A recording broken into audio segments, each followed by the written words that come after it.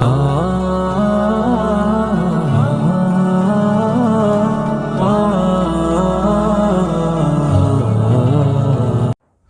اس مذہب کے پیروکار ہیں جس کی ابتدا دلیل اور تحقیق سے ہوئی۔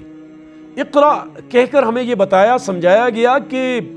امت مسلمہ کے افراد تم نے پہلے پڑھنا ہے، غور و فکر کرنا ہے، اس کے بعد اپنی رائے قائم کرنی ہے۔ لیکن کیوں ایسا لگ رہا ہے کہ جیسے معاشرے سے دلیل اور تحقیق ختم ہوتی چلی جا رہی ہے اور اس کی جگہ جنونیت لے رہی ہے، ایسا جنون جو معاشرے کو عقل سے پیدل کر رہا ہے، اور جنونیت اس کے اندر اتنی بڑھ رہا ہے کہ جہاں دلیل اور تحقیق کی جگہ باقی نہیں رہتی۔ ایسی ہی جنونیت کا شکار لاہور کے مرکز اچرا میں ایک عورت ہوئی۔ وہ عورت جو اپنے خامند کے ساتھ وہاں مارکیٹ میں شاپنگ کرنے کی نیت سے آئی تھی، اور قصور اس کا یہ تھا کہ اس نے جو لباس پہنا ہوا تھا اس پہ عربی حروف تہجی لکھے ہوئے تھے، اور ان میں 3 حرف نمایاں تھے، ہا، لام اور واو۔ اب اسے کچھ نہیں پتا تھا، اس کا مقصد بقول اس کے وہ یہ تھا کہ وہ عربی رسم الخط کو اجاگر کرنا چاہتی ہے۔ وہ لوگوں کے سامنے عربی کیلیگرافی کا جو ایک باب بند ہو چکا ہے یہاں پاکستان میں، اس کو دوبارہ سے کھولنا چاہتی ہے۔ لیکن جب لوگوں نے اسے دیکھا، جہالت کی ماری ہوئی عوام نے، تو وہ سمجھے کہ اس کے لباس پر قرآن مجید کا پرنٹ نکالا گیا ہے، یہ قرآنی آیات ہیں، یہ احادیث نبویہ ہیں، اور یہ توہین قرآن کے زمرے میں آتا ہے۔ اور رفتہ رفتہ آہستہ آہستہ جہالت کے مارے ہوئے لوگوں کے درمیان یہ بات پھیلتی چلی گئی، اور پورے علاقے کے اندر ایک آواز پھیل گئی کہ ایک عورت آئی ہے اور وہ سب کے سامنے قرآن مجید کی توہین کر رہی ہے۔ لوگ جمع ہوئے، پورا جمع غفیر، اور کچھ مذہبی ایسے ناعاقبت اندیش رہنما بھی تھے جنہوں نے بھی تحقیق اور تفتیش کرنا گوارا نہ کیا۔ قریب تھا کہ وہ عورت زندہ جلا دی جاتی، قریب تھا کہ اس عورت کو مار دیا جاتا، قریب تھا کہ اس کے گھر کو عبرت کا نشان بنا دیا جاتا۔ سلام ہے وہاں ایک ریسٹورنٹ والے کو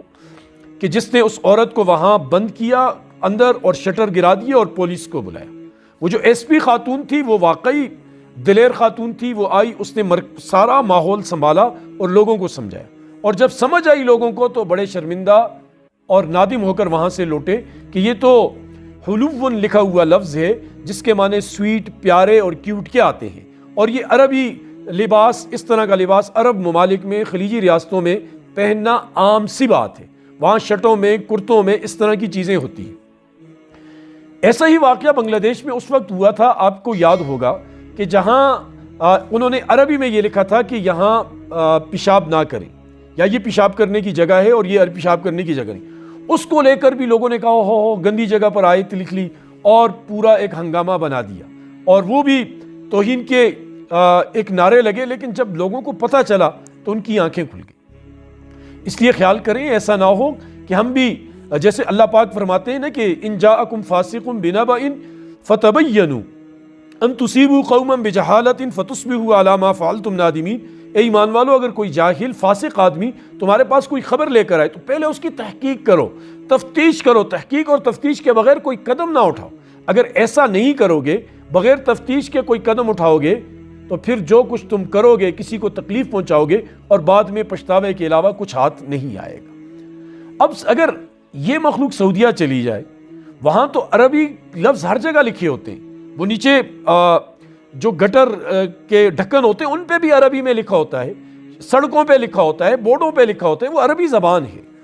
تو چونکہ ایک وابستگی ہے، محبت ہے، چونکہ قرآن کی زبان عربی ہے، اس لیے مسلمان وہاں عقیدت رکھتے ہیں۔ لیکن صرف عقیدت ضروری نہیں ہے، تعلیم بھی ضروری ہے۔ آپ تعلیم حاصل کریں، اس کے بعد پھر فیصلہ کریں کہ کیا غلط ہے اور کیا نہیں۔ خیر، اس جیسے واقعات سے ایک سبق اور بھی ہمارے سامنے آتا ہے کہ اس کا بڑا خیال رکھنا چاہیے کہ ایسا کام نہیں کرنا چاہیے جس سے انسان مشقت میں پڑ جائے۔ تہمت، حدیث میں آتا ہے نا کہ اپنے آپ کو تہمت کی جگہ سے بچاؤ، جہاں تہمت لگنے کا اندیشہ ہو۔ جب پتہ ہے کہ عوام کو اس چیز کا ادراک نہیں، احساس نہیں، تو ایسا لباس عوام الناس میں یوں پہن کر نہ آئے، ورنہ نقصان اٹھا سکتے ہیں، اور بہت بڑا اس کا کئی دفعہ اس چیز کو ہم نے دیکھا ہے۔ اور میں نے پہلے بھی تذکرہ کیا تھا کہ پنجاب میں اس فیکٹری میں اس سری لنکن ایماندار آفیسر کو صرف اس لیے جلا دیا گیا کہ اس نے کہا کہ صفائی ہو رہی ہے اور یہ مذہبی اسٹیکر اٹھا دو، اتار دو۔ جب انہوں نے نہیں اتارا تو اس نے مذہبی اسٹیکر اتار دیا، بس آواز لگ گئی کہ اس نے نبی پاک صلی اللہ علیہ وسلم کی توہین کی ہے، اس نے مذہب کی توہین کی ہے، اس نے قرآن کی توہین کی ہے، مارو پیٹو، اور جاہل عوام سوچے سمجھے بغیر آ گئی، ڈنڈوں سمیت لاٹھیوں سمیت مارا اور زندہ جلا دیا، اور پوری دنیا میں ہمارا سر شرم سے جھکا۔ اس قسم کے واقعات اسی لیے ہوتے ہیں کہ ہمیں خود تعلیم نہیں ہے، ہمیں خود ادراک نہیں ہے۔ اپنے بچوں کو کم از کم اتنا پڑھائیں کہ وہ عربی میں سمجھ سکیں کہ یہ آیت ہے یا نہیں ہے، یہ حدیث ہے یا یہ حدیث نہیں ہے۔ اور یہ والدین کی ذمہ داری بھی بنتی ہے کہ وہ اچھی تعلیم دیں، اور ساتھ میں قرآن مجید کی تعلیم بھی ضرور بچوں کو دیں، تاکہ اس قسم کے واقعات سے وہ محفوظ رہ سکیں۔ اللہ ہمیں سمجھ کی توفیق نصیب